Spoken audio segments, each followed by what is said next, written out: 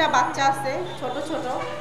আমি সরকারের কাছে শুধু একটাই দাবি চাই যে আজকে কে দেখবে আমার দুইটা বাচ্চাকে। আমার স্বামী একাই ইনকাম করতো, আমার স্বামী চলে গেছে, আজকে আমার বাচ্চা অবশ শিশু তার ছবি নিয়ে বসে আছে। কেন থাকবে, কেন তার ছবি নিয়ে বসে থাকবে? সে বলে বাবা আমার বাবা এখনো হাসপাতালে আছে, আমি মা হয়ে তাকে কিছু বলতে পারি না। আজকে আমার বাচ্চাকে আমি বড় মেয়েকে পরীক্ষা দেওয়াইতে পারি না শুধু টাকার জন্য। আমার স্বামী যদি বেঁচে থাকতো তাহলে এরকম আমাদের হয়তো না। যে হাসপাতালে ছিল, আমি অনেক কষ্ট করে ওনাকে চিকিৎসা করাইছি, কিন্তু আমি বাঁচাইতে পারি না। উনি হাসপাতালে ইন্তেকাল করে 16 তারিখে। কিন্তু আজকে কেন আমাদের দাবি মেনে নেওয়া হচ্ছে না? আমরা তো কোনো অন্যায় দাবি করি নাই। শহীদের দাবি যদি মানে নেওয়া না হয় তাহলে আমাদের এরকম মেরে ফেলুক, আমাদের বাচ্চা রাখার কোনো দরকার নাই। কেন আমার বাচ্চা তো আমাকেই বলে মা আমি ভাত খাবো, মা আমাকে এটা দাও।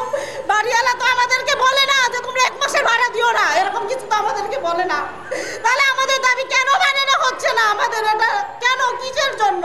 তাহলে সরকার যদি আমাদের দাবি না মানে নেই, আমাদের সকল শহীদ ভাই একদম শহীদ করে দিক, আমাদেরকেও মেরে ফেলা হোক, আমার বাচ্চাদের হোক, তাহলে আমরা সবাই শহীদ হয়ে যাব। কেউ তাদের ওদের কাছে দাবি জানাইতে পারবে না, আর কেউ এখানে রাস্তায় এসে বসেও থাকবে না। তারা কেন দেখতেছিল আমাদের বাচ্চাদেরকে? আমরা তো এত অল্প বয়সে বিধবা হয়েছি, তাদেরকে দেখা উচিত না? তারা কেন দেখে না আমাদের? এই বাচ্চার আত্মনাত্ম শুধু আমরা জানি, আর তো কেউ বুঝতেছে না আমাদেরকে।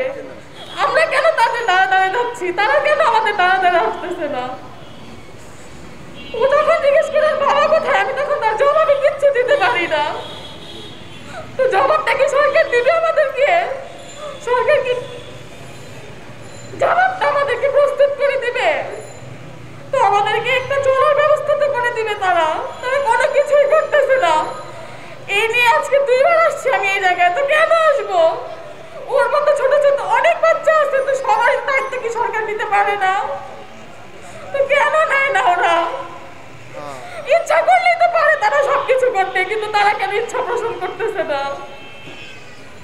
আপনারা একটু জবাব দেন, আপনারাই তো পারবেন সবকিছু ওদের পেট থেকে বের করার জন্য। আমরা পারতেছি না, আমরা অনেক গেছি ওদের কাছে, ওরা আর কোনো উত্তর আমাদের দেয় না। এই বাচ্চাদের দেখি ওদের মায়া লাগে না, আর ওদের মায়া ভিতরে নাই। আমাদের চলার ব্যবস্থা করে দিতে হবে ওদের, এই বাচ্চাদের দায়িত্ব নিতে হবে ওদের। আর আমার কোনো কিছু চাওয়ার নাই। আসসালামু আলাইকুম। রেখে পুড়িয়ে দেওয়া হয়েছিল, কিন্তু আমাদের সন্তানদের জন্য, শুধু আমার সন্তানই না, প্রত্যেকটা শহীদ পরিবারের পক্ষ থেকে আমি মা হিসেবে বলছি বিচারের দাবিতে আপনি করোনা বিক্রি চাচ্ছেন না এই রাষ্ট্রের কাছে, আসামি গ্রেফতারের দাবি করব 1 কোটি চাই। কুকুর বিড়ালের মতো হত্যা করেছে, কেন এখন পর্যন্ত আসামি ধরা হয় না? আমার সন্তানদের যদি আসামি ধরা না হয় তাহলে বিচার করবে কার? আমার সন্তানদের কুকুর বিড়ালের মতো রাস্তায় যেভাবে মেরেছে, আমরা মা কখনো সহ্য করতে পারি না। আমরা যেভাবে সন্তানদের এই কষ্টটা আমরা কিভাবে উপভোগ করবো? আমাদের কি সে মন মানসিকতা আছে? আমরা কিভাবে পারি সন্তানদের লাশ কাঁধে নিয়ে বহন করতে? আমরা কত কষ্ট করে একটা সন্তানকে জন্ম দেই, কত কষ্ট করে আমরা লালন পালন করি, পরে আমার ভার্সিটি লেভেল পর্যন্ত নেই। এতগুলো সন্তানকে মারা হয়েছে, এতগুলো সন্তানের বিচার এখনো শুরু হলো না। আমি সবার কাছে আবেদন করছি, ডক্টর ইউনূস স্যারের কাছে আবেদন করছি, তারা আমার মুখের দিক তাকান, এই অসহায় মায়ের মুখের দিক তাকিয়ে তারা কথা বলুন যে না, তাদের সন্তানের বিচার প্রয়োজন। আমাদের সন্তানদের রাষ্ট্রীয়ভাবে একটু প্রতিষ্ঠা করুক, রাষ্ট্রীয়ভাবে আমাদের সন্তানদের সম্মান দেয়। না শহীদ নাজমুল কাদের ভাই, আজকে আমরা যে জায়গায় দাঁড়াই আছি ওই জায়গায় আমাদের দাঁড়াই থাকার কথা না, কিন্তু সরকার কেন যে আমাদের কথা শুনতেছেন না, আমাদেরকে এই জায়গায় আনাইতেছেন সেটা সরকারই খুব ভালো জানেন। একটা বাচ্চা কোলে নিয়ে একজন মা চলার পথ যে কতটুকু কঠিন সেটা যার কোলে বাচ্চা আছে সেই শুধু জানে। আমার মেয়েকে নিয়ে যখন বের হইতাম তখন ওর বাবা ওকে কোলে নিত। আজকে কত দায়িত্ব আমার কাঁধে, দায়িত্বের বার কি সরকার একটু হলেও কমাইতে পারে না? শহীদের মা আমার হাজবেন্ডকে ফিরাই দিতে পারবে না, কিন্তু আমার মেয়ের পথ চলা, আমাদের পথ চলাতে সহজ করতে পারে। কিন্তু সরকার কেন আমাদের কথাগুলো আমলে নিতেছেন না? একটা হত্যাকারীরও কেন বিচার করতেছেন না? এটা কি সরকারের হাতে নেই? অবশ্যই সরকারের হাতে আছে। আর আমরা শহীদ পরিবার কেন রাস্তায় দাঁড়াই বলবো যে আমাদের এই দাবি ওই দাবি? প্রশ্নই আসে না আমাদের বলার। যদি সরকার আমাদের সাথে থেকে আমাদের দাবিগুলো পূরণ করে দিত। আজকে আমি কেন আমার বাচ্চা নিয়ে প্রেস ক্লাবে থাকবো? আমি না শহীদের ওয়াইফ? ওনার ডক্টর ইউনূসের দরজায় পর্যন্ত গিয়েছিল কয়েকজন। আমি ওই জায়গায় যাই নাই, ঠিক আছে, কিন্তু অনেকেই গেছে, ফিরে আসতে হয়েছে। 10 জনের সাথে কথা বলার মতো অ্যাবিলিটি কি ওনার ছিল না? 10টা মিনিট ওনার হাতে টাইম ছিল না যে কথা বলার জন্য? অবশ্যই ছিল।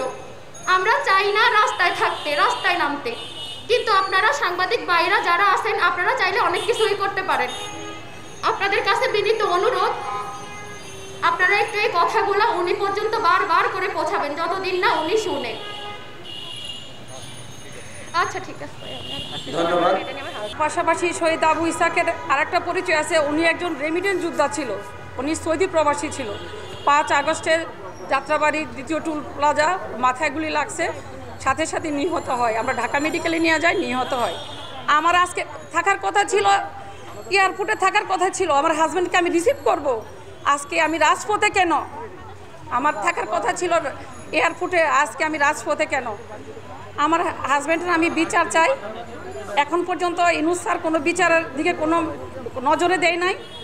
কেন বিচার করবে না? আজকে আমাদের এই রক্তের বিনিময়ে এত শহীদ যাওয়ার পরে এই সরকার এই জায়গায় আছে, যাদের ডাকে আমার হাজব্যান্ড, আমার ছেলে, আরও ভাইয়েরা সবাই সাড়া দিছে। আজকে ওরা কোথায়? কই? ওরা তো আমাদেরকে নিয়ে কথা বলে না, আমাদেরকে সান্ত্বনা দিতে আসে না। এখন আমি চাই যত আমাদের দাবি দেওয়া আছে, আমাদের সকল ভাই যে দাবি দেওয়া রাখছে, আমি চাই সেটা যাতে সফল হয়। আর আমাদের পাশে যাতে ইউনূস স্যার আমাদেরকে ডাকায় আমাদেরকে বসায়, অন্তত সান্ত্বনার বাণী দেওয়া হোক। আর যত শহীদ আমাদের যত ছিল দাবি দেওয়া ছিল, এগুলি যাতে আমাদের পূরণ করে। আমি আবার বলে, আমি একটা রেমিটেন্ট যোদ্ধার ওয়াইফ বলছি। ইউনূস স্যার তো রেমিটেন্ট যোদ্ধাদেরকে নিয়ে, বা আসিফ নজরুল স্যার তো রেমিটেন্টদেরকে নিয়ে অনেক কথা বলেছে। কই? আমি তো একটা আমার হাজব্যান্ডের 14 তারিখে ফ্লাইট ছিল, সে 5 তারিখে শহীদ হয়। 14 তারিখে ফ্লাইট ছিল, টিকিট, পাসপোর্ট সব দেখেন। আজকে আমি রাজপথে কেন? আমি আজকে থাকার কথা ছিল ঢাকা আন্তর্জাতিক বিমানবন্দরে, আমি কেন আজকে রাজপথে দাঁড়ালাম?